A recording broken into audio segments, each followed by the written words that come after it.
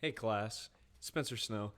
Today we're going to be looking at page 217, and we're going to take a look at Blake's final moments as he had gotten hit by the hit and run thief, and we see he was looking for my wallet or something to steal. He hit me. He swerved out to hit me.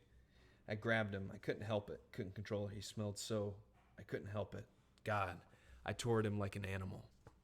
Now, this part kind of was interesting to me because we see this act of defiance on the next page as well, with him begging pretty much like, do not let this spread.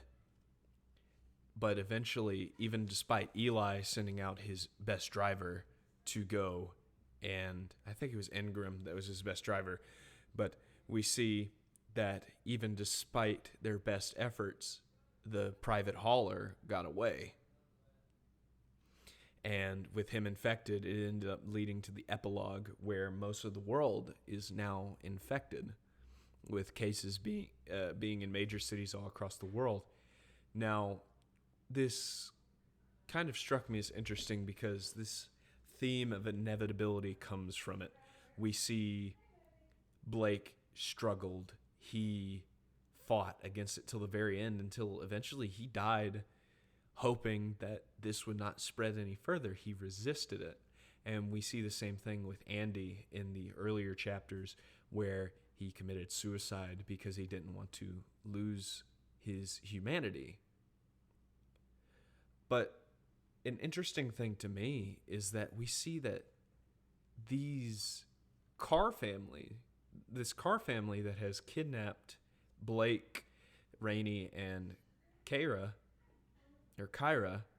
we see that they're worse than Eli's group is.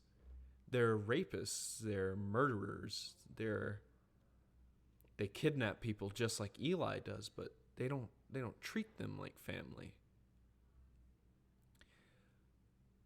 And this inevitability of change that comes along with the parasite, or death, depending on if you survive the symptoms or not, does that make them more human? Because we see that Kyra has fully accepted it by the end of the novel. She is now a part of the community. And we saw with the other members that, well, that they don't allow rape at the village or the ranch that they live at.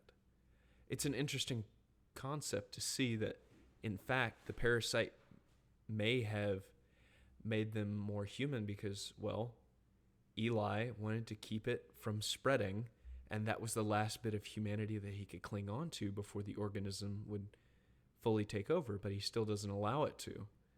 However, we see that with these people across the world, it's chaos. It's like how Eli predicted it.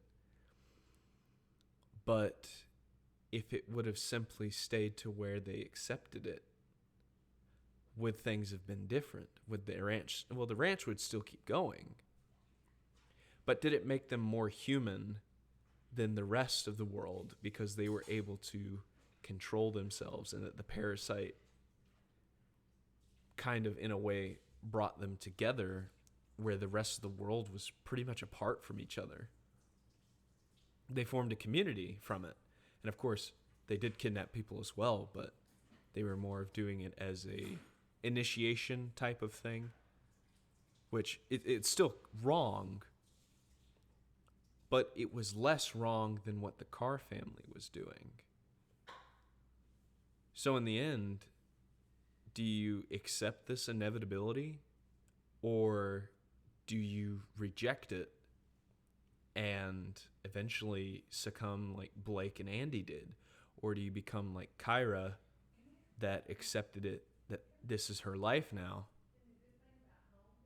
and that, well, now this is how they're supposed to live. They are a new, well, not necessarily species, but they've been changed from what they were.